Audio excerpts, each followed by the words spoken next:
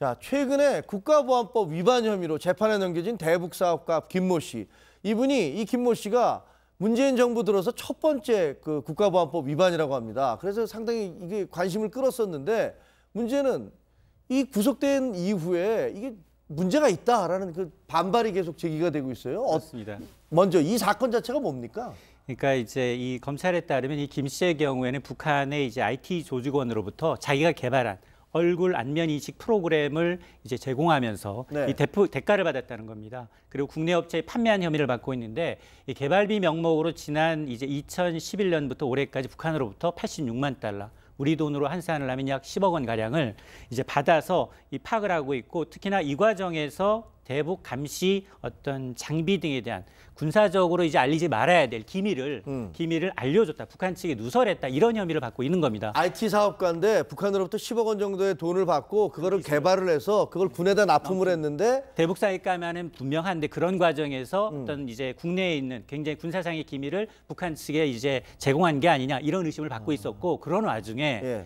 이분이 보니까 이제 어떤 그 임대 사업을 하고 있었던 거예요. 네. 임대 사업을 하는데 임대 사업자 가운데 외국인이 있었다는 겁니다. 네. 근데 그 외국인한테 보낼 문자는 당연히 영문이었겠죠. 근데 그 영문을 잘못해서 이 경찰 지금 이 조사받고 있는 경찰로 잘못 갔다는 겁니다. 아니 그 얘기는 이제 다른 얘기고요.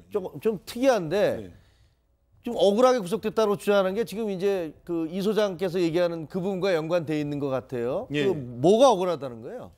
그러니까 이제 경찰에서 구체적인 여러 가지 증거들을 갖다가 냈겠죠. 네. 냈겠지만 지금 보면은 구속영장이 발부됐던, 그러니까 사실 구속영장이 지금 발부된 게 지금 가장 쟁점 중에 하나인데, 구속영장이라고 하면 증거를 인멸했거나 뭐 도주의 우려가 있거나 뭐 주거가 불분명하거나 이럴 때 발부되는 거잖아요. 근데 증거 인멸 행동을 했다라면서 저 지금 그 어떤 특정한 문자가 이제 그 갔다, 보냈다, 이런 것들을 갖다 얘기한 겁니다. 그러면 그 문자를 누가 보냈느냐, 이게 핵심이 되는 건데, 그러겠죠. 이제 경찰에서는 애초에 뭐라고 얘기했냐면 잠깐 휴대전화를 갖다가 빌려달라, 변호사한테 전화하겠다, 이렇게 얘기해놓고서는 거기서 저 암호문이 들어가 있는 영문 문자를 발송했다, 저 사람이. 네. 그런데 실제로 봤더니 문자가 발송된 게 아니라 온 거예요. 아, 착오로 공용 폰으로 네. 어떤 임대 사업자가 그 자신의 화면에 나오네요. 맞습니다. 어떤 임대 사업자가 자신의 그 건물에